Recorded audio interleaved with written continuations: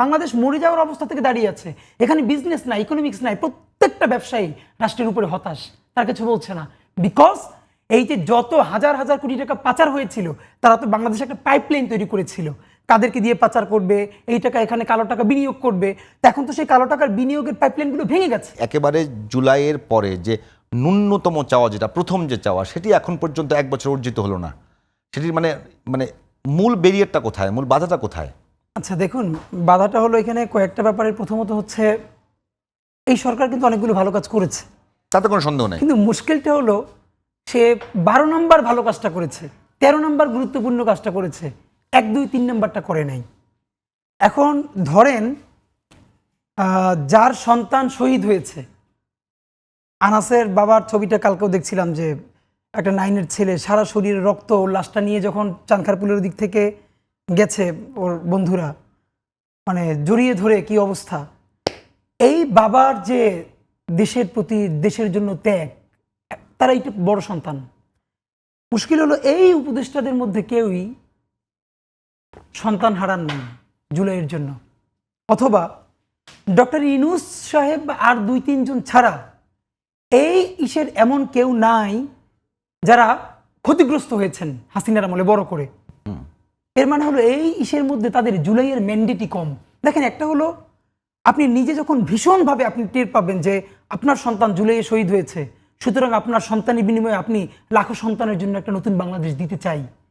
কিন্তু এইটা যখন না হবে, আমি নিজের সন্তান হারাই নাই, আমি নিজেও ওই সরকার, ধরেন আমি আপনাকে নাম ধরেই বলি, ডক্টর ইউনূস সাহেব, আদিলুর রহমান শুভ্র, এরকম 2-3 জন ছাড়া এই উপদেষ্টাদের মধ্যে জেল খেটেছে কয়েকজনের নাম বলেন তো? নাই। তো যে মানুষটা, এর মানে আমি নট নেসেসারিলি বলতেছি না তারা যে ফ্যাসিবাদের সাপোর্টার, কিন্তু তার স্পিরিটটা আসবে কোত্থেকে? যে রক্তের মতো দাঁড়িয়ে রক্ত দেখেছে, তার পাশের ভাই মরে গেছে, সে লাশ টেনেছে, ঘুমের মধ্যে চিৎকার করে উঠেছে, তার যে ওই জুলাইয়ের প্রতি ত্যাগ, তার যে চিৎকার। আর যে মানুষটা কোনো একটা ম্যান্ডেট থেকে, কোনো একটা অ্যাম্বাসির তরফ থেকে এসে উপদেষ্টা হয়েছেন, তার ত্যাগ থাকবেন না। ধরেন আমি আপনাকে বলি, এই যে জুলাইয়ের নতুন সরকার মাঝে মধ্যে দেখি গাড়ির হর্ন বন্ধ করে, পলিথিন বন্ধ করে, প্লাস্টিক, এগুলো তো রাষ্ট্রের জন্য ভালো কাজ, কিন্তু জুলাই হলো এমন একটা, জুলাই হলো আপনার ইমার্জেন্সি। আপনি হসপিটালে ইমার্জেন্সি কিন্তু কেউ ভিটামিন লিখে দেয় না, যে আপনার একটু শরীর ব্যথা করে একটা ভিটামিন লিখে দেয়, আয়রনের ক্যাপসুল লিখে দেয়, আপনি মরে যাবেন, এমন ট্রিটমেন্ট। বাংলাদেশ মরে যাওয়ার অবস্থা থেকে দাঁড়িয়ে আছে। এখানে বিজনেস নাই, ইকোনমিক্স নাই, প্রত্যেকটা ব্যবসায়ী রাষ্ট্রের উপরে হতাশ, তার কিছু বলছে না। বিকজ এই যে যত হাজার হাজার কোটি টাকা পাচার হয়েছিল, তারা তো বাংলাদেশে একটা পাইপলাইন তৈরি করেছিল, কাদেরকে দিয়ে পাচার করবে, এই টাকা এখানে কালো টাকা বিনিয়োগ করবে।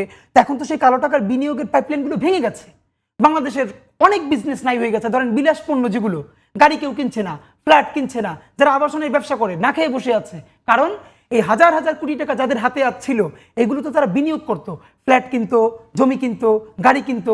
এখন তো তারা দেশ থেকে পালিয়েছে। যারা চুপচাপ করে দেশে আছে, তারা তো কালো টাকা হাত দিচ্ছে না। প্রমাণ এইবার আপনি বলতে পারবেন কোরবানিতে একটা 10 লাখ টাকার গরু বিক্রি হয়েছে, 5 লাখ টাকার গরু বিক্রি হয়েছে। এর মানে কি? এই যে নতুন এসেছে, আবার কোন থেকে এসে এনবিআর ধরে, তার থেকে চুপচাপ থাকি, একটা ছাগল জবাই দিয়ে কোরবানি করে চুপচাপ বসে থাকি। কিন্তু এরকম হলে তো রাষ্ট্র বেশি দিন টিকবে না। আপনার তো এখানে ইকোনমিক্সকে, আপনার বিনিয়োগ ফিরাতে হবে। তো বিনিয়োগ যদি ফিরাতে চান, এখানে অতি দ্রুত একটা রাজনৈতিক সরকার লাগবে। কারণ প্রত্যেকটা দেশে একটা ন্যূনতম স্থিতিশীলতার জায়গায় বিনিয়োগ করতে চায়। এর মানে এই না যে আপনি যেন তেনভাবে একটা নির্বাচন দিয়ে আপনি রাজনৈতিক দলের কাছে দিয়ে দিবেন। তাহলে আমাদের প্রধান সংস্কারটা কি? আমাদের 3টে মৌলিক সংস্কার। নাম্বার 1, গণহত্যার বিচার। এই বিচারটা 3 দিনই হয়ে যাবে না, কিন্তু এই বিচারটা এমন একটা প্রক্রিয়া আপনাকে দৃশ্যমান দেখিয়ে যেতে হবে, যাতে কোনো সরকার আসলে ভারতীয় আধিপত্যবাদের কাছে পরাজিত হয়ে সেই বিচার বন্ধ করতে না পারে। 2, মৌলিক সংস্কার। আমরা তো বলি না যে 1000টা সংস্কার এই সরকার করবে। মৌলিক সংস্কারের মধ্যে কয়েকটা, সব থেকে বড় হলো নির্বাচন ব্যবস্থা। বাংলাদেশের নির্বাচনী ব্যবস্থা কি আমরা তো জানি। আপনি এই প্যাটার্নে যদি, যারা খুনি হাসিনার আমলে দিনের ভোট রাতে করেছে, যেই পুলিশ, যেই ডিসিরা, যেই আমলারা, সেই সমস্ত আমলারা এখনো বেহাল তবিয়তে আছে। কাউকে শরীয়তপুর থেকে নেওয়া হয়েছে বরিশাল, কাউকে বরিশাল থেকে নেওয়া হয়েছে মাদারীপুর, চাকরিতে আছে, পুলিশে আছে। রিপ্লেসমেন্ট করবার মতো তো এখন দেখেন, আমরা যেটা পারি না, মুশকিল হলো ডক্টর ইউনূস সাহেবের এখানে কিছু বিগ শট খেলা দরকার ছিল। এই বিগ শটটা তিনি আন্তরিক ছিলেন, কিন্তু আমি মনে করি রাজনৈতিক দলগুলোর কারণে বিগ শটটা সে খেলতে পারে নাই। কিরকম সেটা? ধরেন স্বাভাবিকভাবে এখন যারা ক্ষমতায় আসবে, রাজনৈতিক দলগুলো, আমি নাম বলছি না, তারা চিন্তা করলো যে 6 মাস 1 বছর পর তো ক্ষমতায় আসবোই, তো ক্ষমতায় আসতে গিয়ে আমার তো এই সেটআপকে কনভিন্স করতে হবে, আমার কনফিডেন্সে রাখতে হবে। ঠিক আছে, তাহলে তাদেরকে বলে দিয়ে আগে যে অকাজ কুকাজ করছো আর সামনে করবে না, আমাদের সাথে থাকবা। 4 তারিখ পর্যন্ত সচিবালয়ে যেই স্টাফ, যেই সচিব, অতিরিক্ত সচিব কালো ব্যাচ পরে হাসিনার জন্য মিছিল করেছে, 5 তারিখের পর থেকে সে এখন বিরাট জুলাইয়ের অংশীদার হয়ে গেছে। মানে কি? আমাদের এখান থেকে তো ভেঙে আসতে পারতে হবে। আমাদের এই আমলাতন্ত্রের মধ্যে নির্বাচন করা যায় না। আপনাকে ন্যূনতম এমন কিছু করতে হবে যাতে বাংলাদেশের গণমানুষ ইতিহাসের সেরা নির্বাচনটা করতে পারে। সুতরাং সেই নির্বাচনের সংস্কার, এরপর আপনার যেটা লাগবে এই যে সংসদীয় পার্লামেন্টের ক্ষমতার চেকস অ্যান্ড ব্যালেন্স। দেখেন, এই হাসিনা বানিয়েছে কিন্তু আমাদের বর্তমান সংবিধান, মানে এই সাংবিধানিক কাঠামো। দুনিয়ার সমস্ত ক্ষমতা একজন ব্যক্তির হাতে দেয়া, সমস্ত ক্ষমতা। রাষ্ট্রপতি সকল কাজ করিতে বাধ্য থাকিবেন তাহার পরামর্শ মোতাবেক। এবং আপনি জানেন, বর্তমান পার্লামেন্ট যদি কোনো আইন পাশ করে, রাষ্ট্রপতি সর্বশেষ চূড়ান্ত স্বাক্ষর করে তারপরে সেটাকে অনুমোদন করে। তো তিনি যদি 15 দিনের মধ্যেও স্বাক্ষর না করেন, বর্তমান সংবিধান হলো স্বাক্ষর না করিলেও স্বাক্ষর করিয়েছে বলিয়া গণ্য বিবেচিত হইবে। হইবে। কিরে ভাই, তাহলে একটা রাষ্ট্রপতি পালার মানে কি? তারপরে মৌলিক কিছু সংস্কারের মধ্যে দিয়ে যাবেন। ঠিক আছে, পার্লামেন্ট এরকম থাকবে, আমরা রাষ্ট্রপতিকে সরাসরি ভোটে নির্বাচন করব। জনতা যখন সরাসরি রাষ্ট্রপতিকে নির্বাচিত করবে তখন তার হাতে কিছু ক্ষমতা দেওয়া হবে। ঠিক আছে, আপনি তার হাতে কিছু ক্ষমতা দেন, প্রধানমন্ত্রীর হাতে কিছু ক্ষমতা দেখেন, ক্ষমতার চেকস অ্যান্ড ব্যালেন্স তৈরি হবে।